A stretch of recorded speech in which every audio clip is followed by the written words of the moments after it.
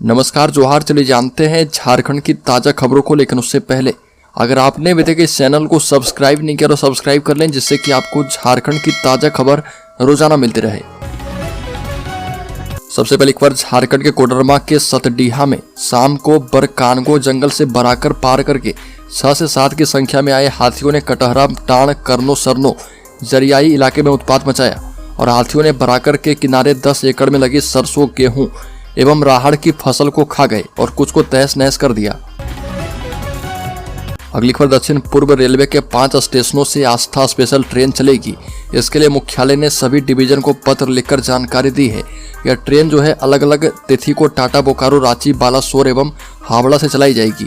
Train में sleeper के 2 और जनरल के 20 कोच होंगे। ट्रेन संख्या 08019 टाटा दर्शन नगर स्पेशल ट्रेन जो है टाटा से 29 जनवरी एवं 2 फरवरी को चलेगी। अगली खबर, पश्चिम सिंहभूम जिला तीरंदाजी संघ का पुनर्गठन, सिद्धार्थ पड़ैया बने हैं अध्यक्ष। आदिवासी हो समाज महासभा कला संस्कृति भवन हरिगुटू चाईबासा में पश्चिम सिंहभूम जिला तीरंदाजी संघ का पुनर्गठन करते हुए अध्यक्ष पद के लिए 2 उम्मीदवार का प्रस्ताव आया और चुनाव प्रक्रिया के द्वारा यह किया गया है, जिसमें सिद्धार्थ पड़ैया को 26 में से 22 वोट मिले हैं और वही जो है तूरी सिंधु को 26 में से मात्र 4 वोट मिले। अगली खबर, देवघर एम्स के नए भवन में ओपीडी सेवा चालू। अब एक दिन में 1200 मरीजों का किया जाएगा इलाज। देवघर एम्स परिसर में बनी नई बिल्डिंग डी ब्लॉक में ओपीडी सेवा शिफ्ट कर दी गई है। डी ब्लॉक में सभी प्रकार की ओपीडी सेवाएं चालू की गई है। मरीज का रजिस्ट्रेशन से लेकर पेमेंट एवं टोकन देने तक की सारी प्रक्रिया नई बिल्डिंग में शुरू हो गई है और नई बिल्डिंग में पर्याप्त जगह होने के कारण मरीजों को काफी सुविधा होगी। नए भवन में ओपीडी सेवा शुरू होते ही देवघर एम्स में प्रतिदिन 1200 मरीजों को देखा जा रहा। अगली खबर, रांची हिंसा मामले में पुलिस का शिकंजा, 14 नए लोगों को नामजद किया गया। 8 के खिलाफ जो है गैर जमानती वारंट है। बता दें कि रांची के मेन रोड में 10 जून 2022 को हुई हिंसा मामले में डेली मार्केट पुलिस ने 36 लोगों को नामजद अभियुक्त बनाया। इस मामले में पहले से 22 नामजद एवं 10,000 अज्ञात अभियुक्त बनाए गए थे और अब इस प्राथमिकी में 14 नए लोगों को अलग से जोड़कर अभियुक्त बनाया गया है। डेली मार्केट पुलिस ने बताया कि अलग से शामिल किए गए आरोपित की जांच की गई और इनके खिलाफ मिले सीसीटीवी फुटेज और वीडियोग्राफी की भी जांच करवाई गई है। अगली खबर, झारखंड में कड़ाके की ठंड, शीतलहर के चलते कनकनी बढ़ी। झारखंड की राजधानी रांची समेत राज्य भर में ठंड का प्रकोप जारी है और राजधानी रांची का न्यूनतम तापमान 7 डिग्री पर पहुंच गया है और यह स्थिति बीते 48 घंटे की तुलना में करीब 4 डिग्री कम है। बता दें कि झारखंड के विभिन्न जिलों का न्यूनतम औसत तापमान 6 से 7 डिग्री के करीब दर्ज किया गया है। बड़ी खबर, पुलिस को मिली सफलता, सिमडेगा में ब्राउन शुगर के साथ एक शख्स को दबोचा। पुलिस 2 अन्य आरोपी को पकड़ने में जुटी है। बड़ी खबर है सिमडेगा से, जहां पर पुलिस ने गुप्त सूचना के आधार पर पुलिस लाइन के पास रांची से आ रही बस से 10 ग्राम ब्राउन शुगर के साथ एक व्यक्ति को गिरफ्तार कर लिया है। और बता दें कि सिमडेगा में ब्राउन शुगर पकड़ने का यह मामला पहला मामला है। पुलिस ने गुप्त सूचना पर छापेमारी करके रांची से आ रही सानिया नामक बस से ईदगाह मोहल्ला निवासी फैजान कौसर नामक एक व्यक्ति को 10 ग्राम ब्राउन शुगर के साथ पकड़ा है। एक बार झारखंड सरकार ईडी में जारी है रार। झारखंड पुलिस ने सीआरपीएफ जवानों पर दर्ज किया है मामला। ईडी और झारखंड सरकार के बीच टकराव बढ़ता जा रहा और बीते दिनों मनी लॉन्ड्रिंग के मामले में ईडी झारखंड के मुख्यमंत्री हेमंत सोरेन से पूछताछ करने के लिए गए थे। अब झारखंड पुलिस ने सीआरपीएफ के जवानों के खिलाफ सेक्शन 144 तोड़ने का मामला दर्ज किया है और अधिकारी ने बताया कि प्राथमिकी रांची के गुना थाने में दर्ज की गई है। अगली खबर, हेमंत सरकार कर रही किसानों का कर्ज माफ। बता दें कि झारखंड सरकार ने किसानों को आर्थिक तौर पर मदद पहुंचाने और उनके आर्थिक बोझ को कम करने के लिए कृषि ऋण माफी योजना शुरू की है। इस योजना के माध्यम से लोन चुका पाने में असमर्थ किसानों को लाभ मिल रहा।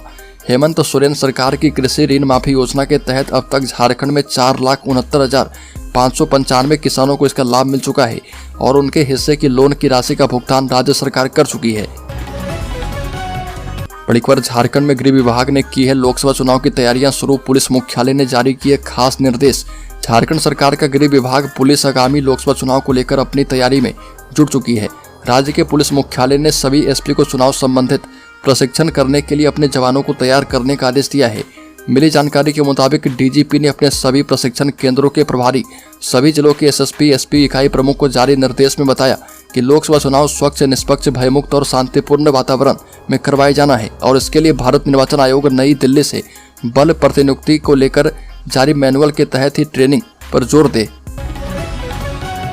बड़ी खबर, अयोध्या में भव्य एवं दिव्य राम मंदिर में रामलला की प्राण प्रतिष्ठा के दिन देश भर में कार्यक्रम हुए, लेकिन झारखंड के विश्व प्रसिद्ध बाबा बैद्यनाथ के मंदिर में कोई सजावट नहीं की गई और इस पर भारतीय जनता पार्टी के सांसद डॉक्टर निशिकांत दुबे ने नाराजगी व्यक्त की है और कहा कि अयोध्या में इतने बड़े आयोजन के दौरान देश ही नहीं विदेशों में भी भव्य कार्यक्रम आयोजित किए गए और मैं चाहता था कि उस दिन बाबा मंदिर को भी सजाया जाना चाहिए था, लेकिन ऐसा हुआ नहीं। मंदिर के प्रभारी एसडीओ हैं, मंदिर नहीं सजा तो मैंने उनसे कहा कि अगर आप मंदिर को नहीं सजा सकते हैं तो हमें अनुमति दें कि हम इसे सजा लेंगे, लेकिन इसकी अनुमति जो है नहीं दी गई। अगली खबर, शिबू सोरेन मामले में दिल्ली हाईकोर्ट के फैसले पर बाबूलाल मरांडी का आया बड़ा बयान। दिल्ली हाईकोर्ट में निसोम गुरु शिबू सोरेन की याचिका खारिज होते ही भारतीय जनता पार्टी सोरेन परिवार पर हमलावर हो गई है। झारखंड प्रदेश भाजपा अध्यक्ष बाबूलाल मरांडी ने प्रेस कॉन्फ्रेंस करके हेमंत सोरेन परिवार पर निशाना साधा और कहा कि आकंठ भ्रष्टाचार में डूबे शिबू सोरेन परिवार की जगह होटवार जेल में ही है। इतना नहीं, मुख्यमंत्री आवास में हेमंत सोरेन से ईडी की पूछताछ के दौरान सीआरपीएफ के जवानों के वहां पहुंचने के बाद की गई कार्रवाई पर बाबूलाल मरांडी ने नाराजगी व्यक्त की है। बड़ी खबर, चंद रुपये के लिए दोस्त बना हैवान गोली मारकर की हत्या, 48 घंटे में पुलिस ने किया गिरफ्तार। झारखंड के रामगढ़ से एक हैरान करने वाली खबर सामने आई, जहां पर एक शख्स ने महज चंद रुपये की लेन देन को लेकर अपने दोस्त के सिर में गोली मारकर हत्या कर दी। इसके बाद मौके से फरार हो गया। पुलिस ने मृतक के परिजनों की शिकायत पर एफआईआर दर्ज कर दी है। मामला जो है वेस्ट बोकारो ओपी क्षेत्र के चैनपुर का है। अगली खबर, झारखंड के कॉलेज यूनिवर्सिटी के शिक्षकों के लिए बड़ी खुशखबरी। इस काम के लिए अब मिलेंगे 3 से 5 लाख रुपए। राज्य के विश्वविद्यालय एवं कॉलेज में कार्य करने वाले शिक्षकों को शोध करने के लिए 3 लाख से लेकर 5 लाख रुपए तक का अनुदान जो है दिया जाएगा और विज्ञान संकाय में अनुदान के लिए 5 लाख रुपए की सहायता मिलेगी। इसी तरह कला, मानविकी, सामाजिक विज्ञान, भाषा, साहित्य, विधि आदि में शोध करने के लिए ये राशि जो है 3 लाख रुपए होगी। मुख्यमंत्री हेमंत सोरेन ने सुभाष चंद्र बोस की प्रतिमा का किया माल्यार्पण, कहा कि हम पूरा करेंगे शहीदों का सपना। झारखंड के मुख्यमंत्री हेमंत सोरेन ने नेताजी सुभाष चंद्र बोस की जयंती पर उन्हें नमन किया और राजधानी रांची के नेताजी सुभाष चंद्र बोस उद्यान स्थित उनकी प्रतिमा पर माल्यार्पण करके श्रद्धांजलि अर्पित की है। और मुख्यमंत्री हेमंत सोरेन ने कहा कि देश के स्वाधीनता संग्राम में नेताजी सुभाष चंद्र बोस की निर्णायक भूमिका रही थी। अगली खबर, उग्रवादियों ने पत्थर माइंस में लगी 2 पोकलेन को जलाया, टीएसपीसी ने दिया वारदात को अंजाम। झारखंड बिहार की सीमा पर स्थित चतरा जिले के हंटरगंज थाना क्षेत्र के तिलहेत पंचायत के लूटा गांव में मां कौलेश्वरी इंटरप्राइजेज पत्थर माइंस में उग्रवादियों ने रात में जमकर उत्पात मचाया और उग्रवादियों ने माइंस में लगी 2 पोकलेन को आग के हवाले कर दिया। साथ ही मुंशी और मजदूरों के साथ मारपीट की। बताया जा रहा है कि टीएसपीसी के हरेंद्र के नेतृत्व वाले दस्ते ने लेवी के लिए इस घटना को अंजाम दिया। बड़ी खबर, सत्तारूढ़ झारखंड मुक्ति मोर्चा के महासचिव विनोद कुमार पांडे ने भाजपा के प्रदेश अध्यक्ष बाबूलाल मरांडी के आरोपों पर पलटवार किया और भाजपा को खुली चेतावनी दी है। कहा कि बाबूलाल राजनीतिक मर्यादा नहीं लांघे। झारखंड मुक्ति मोर्चा कार्यकर्ता मर्यादा में रहते हैं और इन्हें मर्यादा लांघने पर मजबूर न करें। यह भी कहा कि बाबूलाल मरांडी को झारखंड मुक्ति मोर्चा के समर्पित कार्यकर्ताओं के लिए अमर्यादित टिप्पणी नहीं करनी चाहिए। जनसभाओं में भीड़ जुटाने के लिए भाजपा क्या क्या करती है यह तो जग जाहिर है। यह भी कहा कि बाबूलाल मरांडी ने दिसोम गुरु शिबू सोरेन के लिए भी अमर्यादित भाषा का इस्तेमाल किया है। बड़ी खबर, भाजपा संगठन में निष्क्रिय हो चुके जिलाध्यक्ष बदले जाएंगे। प्रदेश भाजपा कमेटी की घोषणा के बाद अब जिला संगठनों में फेरबदल की कवायद चल रही है और भाजपा के 28 जो है संगठनात्मक जिलों में 1-2 जिलाध्यक्ष के नाम को लेकर खींचतान चल रही है। इन जिलों में सांसद विधायक ने अपने चहेते को जिलाध्यक्ष बनाने को लेकर संगठन से आग्रह किया है। प्रदेश संगठन की ओर से आम सहमति बनाकर जिलाध्यक्ष के नाम तय किए जाते हैं और इसमें जिलों के सांसदों विधायकों से भी राय ली जाती है। बड़ी खबर, झारखंड में लोकसभा चुनाव के लिए मतदान अलग अलग चरणों में 11 अप्रैल से 19 मई के बीच हो सकता है। भारत के चुनाव आयोग ने राज्य के मुख्य निर्वाचन पदाधिकारी को वर्ष 2019 में संपन्न लोकसभा चुनाव के कार्यक्रम को ध्यान में रखते हुए आम चुनाव 2024 की तैयारी करने के निर्देश दिए हैं और कहा गया कि गत आम चुनाव के मतदान की तिथियों को आधार बनाकर ही इस बार तिथियों का निर्धारण किया जाएगा। मालूम हो कि गत लोकसभा चुनाव के दौरान झारखंड में 11 अप्रैल से 19 मई के बीच 7 चरणों में मतदान संपन्न करवाया गया था। एक और बड़ी खबर, गृह विभाग के अधीन 4919 आरक्षियों की नियुक्ति हेतु आयोजित होने वाली झारखंड आरक्षी प्रतियोगिता परीक्षा 2023 में सम्मिलित होने के लिए ऑनलाइन आवेदन की प्रक्रिया शुरू है और झारखंड कर्मचारी चयन आयोग ने ऑनलाइन आवेदन की अंतिम तिथि 21 फरवरी निर्धारित कर दी है। अभ्यर्थी परीक्षा शुल्क का ऑनलाइन भुगतान 23 फरवरी की मध्य रात्रि तक कर पाएंगे। बड़ी खबर, नीति आयोग की रिपोर्ट में खुलासा, झारखंड में भूमि की उत्पादकता घटी, गरीबी बढ़ी। झारखंड में भूमि की उत्पादकता लगातार घटती जा रही है। इसका खुलासा नीति आयोग की रिपोर्ट में हुआ है। रिपोर्ट्स की माने तो राज्य के सभी जिलों में भूमि की उत्पादकता 100 से 16% तक घट गई है और पश्चिमी सिंहभूम में भूमि की उर्वरा शक्ति सबसे अधिक 100% कम हुई है। भूमि की उर्वरा शक्ति कम होने के कारण झारखंड में गरीबी का प्रतिशत भी बढ़ा है और नीति आयोग की रिपोर्ट के मुताबिक झारखंड में 42% लोग जो हैं गरीबी रेखा के नीचे हैं। बड़ी खबर, झारखंड सरकार की कैबिनेट की बैठक 24 जनवरी को दिन के 4 बजे से होगी। बताया गया कि कैबिनेट की बैठक में झारखंड विधानसभा के बजट सत्र का प्रस्ताव आएगा और बजट सत्र इस बार 9 फरवरी से बुलाए जाने की संभावना है और जो 29 फरवरी तक चलेगा। सूत्रों के मुताबिक 15 फरवरी को सरकार वित्तीय वर्ष 2024-25 का बजट पेश कर सकती है।